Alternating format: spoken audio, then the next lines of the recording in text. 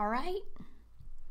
In this section, we'll be covering a short little chapter in the playing card oracles, but a really important little section, pages 119 through 123, the significance of card positions.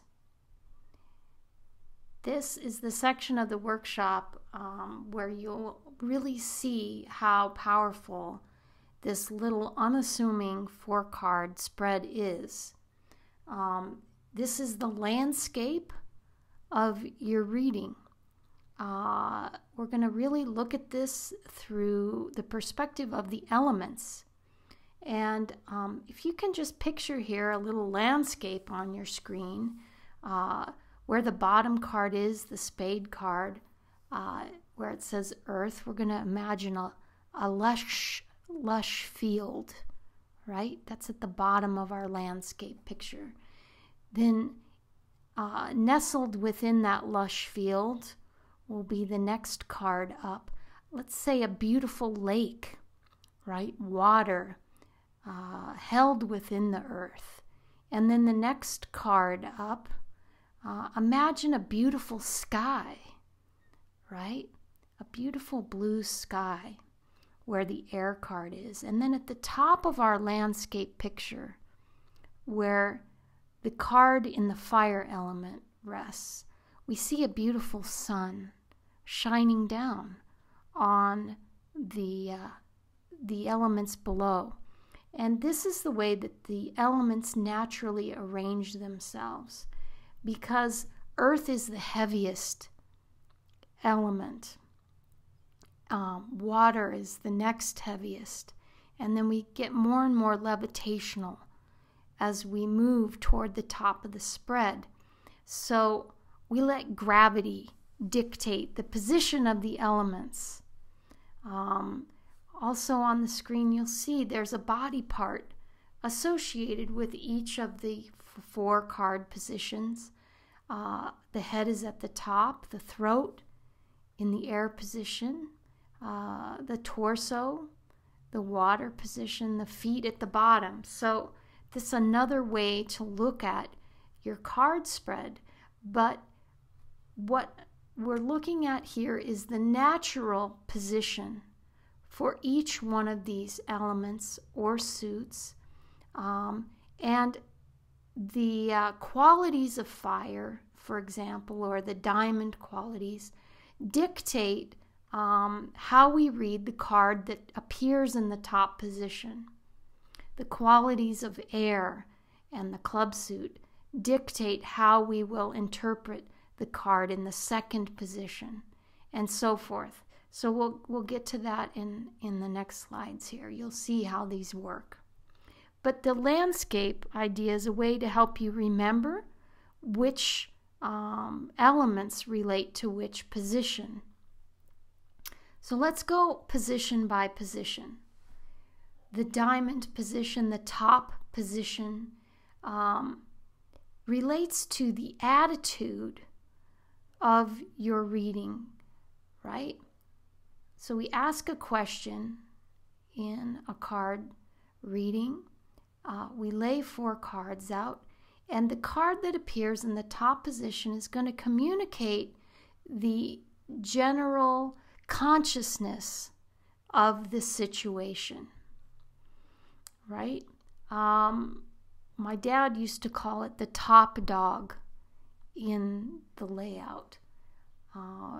It has a lot of importance just because it's in the top position. It's like the pack leader of all the cards. So no matter what card shows up in the top position, it's going to have that kind of influence over the spread, just like the sun in the sky, right? Think again of our landscape. If it's a beautiful sunny day, that's going to influence everything that happens that day, right? Or if it's a partly cloudy sky, if it's a card that's a little darker, right? Maybe a black card, that's going to be like having a cloudy day in a sense. It determines the disposition, the consciousness, the attitude of the reading. another thing about cards in this position, when you, well, I'll get into that in a minute. We'll save that for the end. Okay, so let's take a look at a clip from the video in the calendar exercise portion of the workshop. This was a little spread we did where we counted the weeks, we got our date and time, and then we had this 4-card spread here. In this example, we have the 3 of Hearts in the diamond position of the spread. And that indicates the overall attitude of the answer to our question, right? So let's say the question was something like, you know, I'm looking for the perfect job. What do I need to know? Just a quick, easy question. So right away, we see that this person's a bit torn, right? This is the clutch, if you recall, the 3 of Hearts. It's torn affections.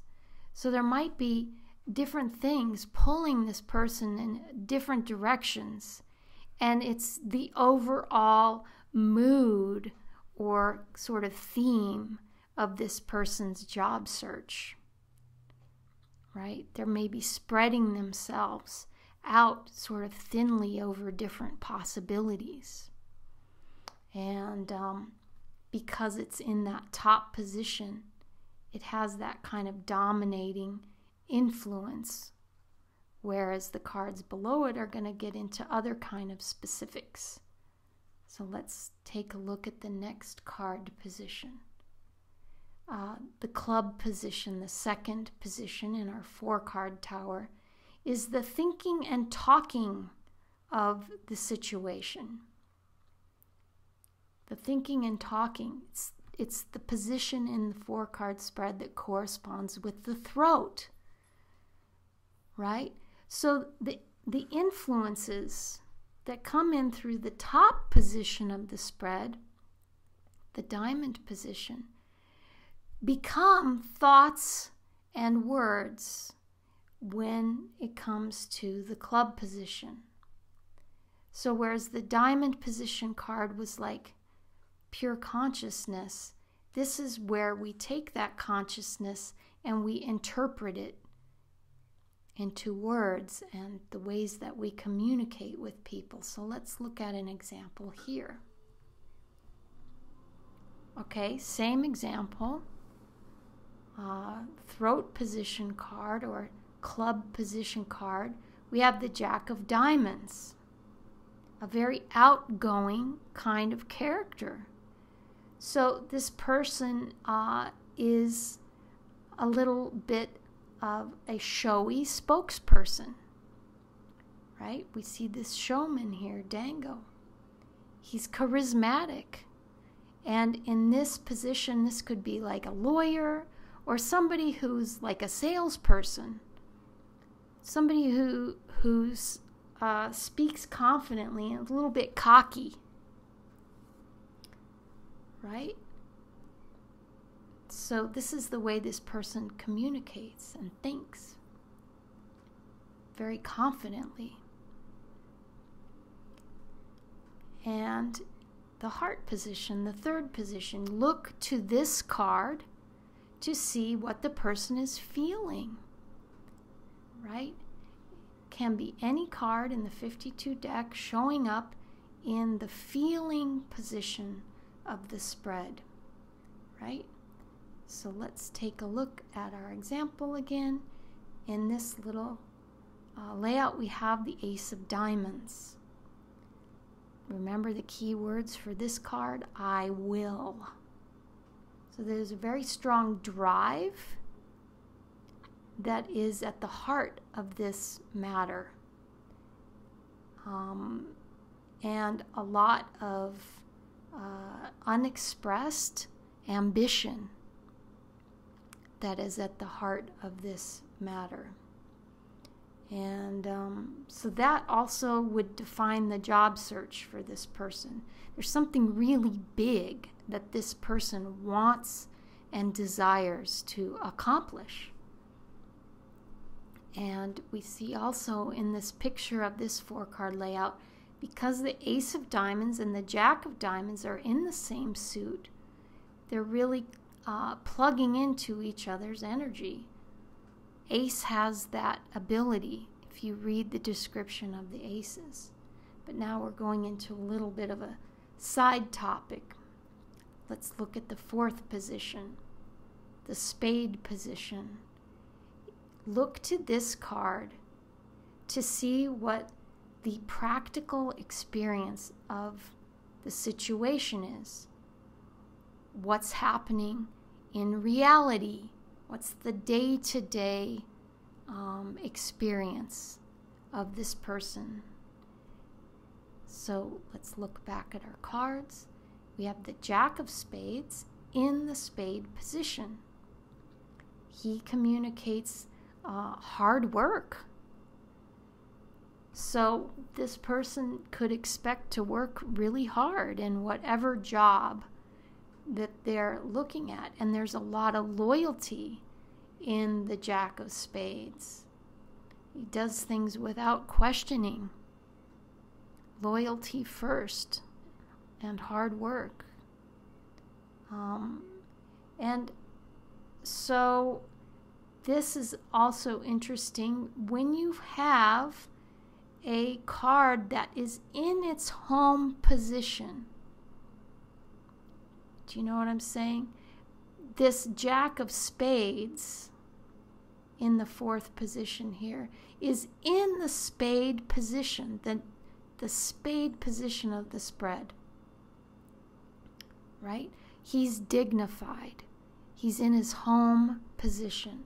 That makes him extra comfortable. It gives him strength, and it gives him more power in the spread.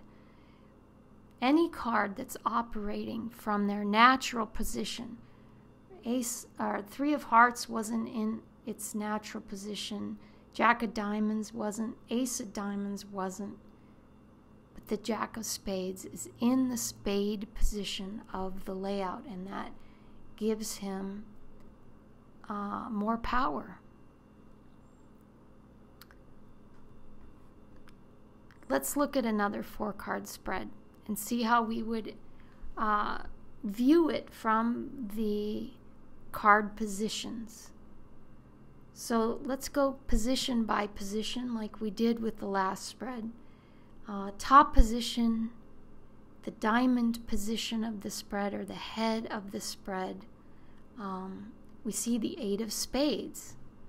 Remember, the 8 of Spades is called the Field of Stones, and it represents difficulties and impasse. And that's like the sun that's shining over this little landscape. So this can represent a dark attitude, someone who's not seeing the bright side of things. It's like, remember in the old cartoon when there was always the cloud hanging over Eeyore in the Winnie the Pooh cartoons? This is like the cloud that follows this person around wherever they go. We all know somebody like that. And then the 10 of Hearts. This is Allegra in the speaking position, the throat position of the spread. Right? So this person is speaking their passions. That Allegra is that character that is sort of blinded by her passions, right? So this person is kind of a romantic talker, you know? And then the King of Hearts, big heart card, right? It's the king. It's the utmost heart card in the position of hearts, right? This is the heart position of the spread. It's the heart of the matter. And here we have a heart card and a big heart card. So this king is in his home position. He's dignified by that position. It gives him more strength in the spread. So this person has a tendency to be really super heart-centered, really dramatic about their feelings, right? Because they're speaking their feelings. We have 2 heart cards together there. And yet they're sort of melancholy, right? With that 8 of spades at the top. Then we go to the King of Spades at the bottom. Here we have another card in its home position. King of Spades in the spade position of the spread. This gives him more power, more dominance, more influence. This person is also a very hard worker, although more of a boss figure, being the King of Spades, than in the last slide, right? Let's refresh our memory. The last slide, the Jack was in the spade position. He's more of a worker, lower guy on the totem pole. The King, more in charge. Maybe, in charge of a department, or at least a manager, if not, the head of the company. And so I like that the King of Spades and the King of Hearts are together here. Do you remember way back when we talked about the magic of 3 and the introduction to the suits? We talked about compatible suits. And hearts and spades are compatible suits. So these kings, their energies very naturally complement each other and work in harmony with each other. It's like that landscape we talked about with the earth sort of nestling or holding the lake within it. That's the earth with the water card. Because these two are in their home positions, there's a lot of harmony happening here. And so together these two figures make one better person. Most of the time courts will show up as individual people in your life. So I wouldn't be surprised to find for this person there's 2 male figures who are working together to make something better. They're really complementing each other and getting along together, which is kind of exceptional for 2 king figures, right? Kings can be territorial, but this is an exceptional condition here where they're really coming together to complement each other. And the King of Spades can be kind of cold-hearted. Remember Marduk? An intimidating character. Marduk the Heartless. And King Nehemiah, kind of the party king. But together, because they're in complementary suit and they're in their home positions, we have some good things happening.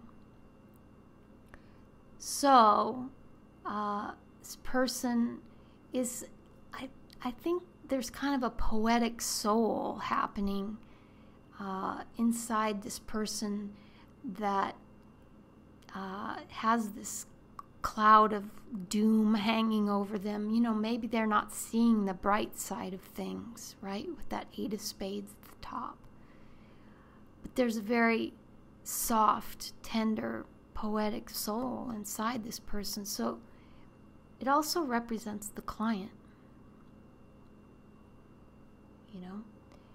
And if this question was about a job search, this person would need to be head of the company. It just wouldn't work to be, a menial kind of employee. Probably a big company. And would be a very hard worker as well, with 2 spade cards in there. So, and also with heart, would be a good boss to have. Hard-working with heart. So that's it for the 4 card positions. Read up in the book, pages 119 through 123. And if another aspect of this is that's mentioned in the book is if you can determine which card position in your layout relates most closely to your question, that is a great way to crack the spread open. In our example, we talked about a question related to the job. Well, job is one of the areas in the domain of spades. Again, if you look back at the Magic of Three video or the section in the book on the suits, the 4 individual suits at the beginning of the book, you'll see that job and career is naturally ruled by the spade suit. So it's very natural to look to the spade position to see cards specific to the question, right? What is this person doing on a daily basis? What's this person's job? Those are all things you would look to the 4th position for. So in this instance, your answer is essentially held in the King of Spades. Okay? If the question was about love, I'd be looking at which position? Do you know? The heart position, right? Let's say this spread on the screen came up and it was a question about love instead of work. We could say, wow, right? King of Hearts, jackpot. Person's like for sure really very heart involved in this question in the biggest way. Like the ultimate heart investment in this question.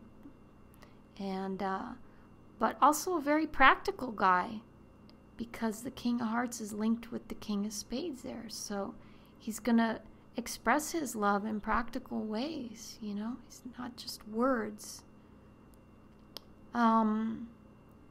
What if the question was about money? I'm worried about my money. Well, this person should be worried about their money if that's their concern. What card is in the money position of this spread? Do you remember which suit is associated with money? Diamonds. And what do we have there? The Field of Stones, the impasse. And there are no diamond cards in this layout. That's not looking good for money. We got love and hard work. That's what we have. And if you had a club question like, I'm not having good communication with my teenage child, or I've got a law problem, I'm being sued by someone. Those are communication type of questions. Most questions are not directly related to the second card position, or they don't address it as specifically as some of the other more frequent questions. And yet, communication is vital to all questions, right? So, for example, in a question of love, we talked about the King of Hearts being a central card, right? Because he's in the heart position. But he's also speaking very tenderly with Allegra there in the throat position. He's very romantic the way he talks, So even though my question about love wasn't directed specifically at the club position card, I still can include it in my reading. It's what you're thinking. Think about that. That's gigantic, right? It's what you're thinking and putting into words, and that's so important, but not something people necessarily think to ask about in their questions. So the 4-card spread, as I mentioned, is just a very rich field to draw from for your questions. You'll find endless fascination in this, and we'll play with this spread some more. So I'm not sure what exercises I'm going to assign yet for this video, so I'll make some notes underneath this video, so make sure to read that. And I'll for sure make a quiz for this, and do some 4-card spreads on your own. Start journaling, start writing things down. This takes practice, and you can look at it as a little person, with the head, throat, torso, and feet. You can look at it as the 4 different areas of life, mind, body, emotion, and spirit. All of those different ways can help shed light on the 4 cards.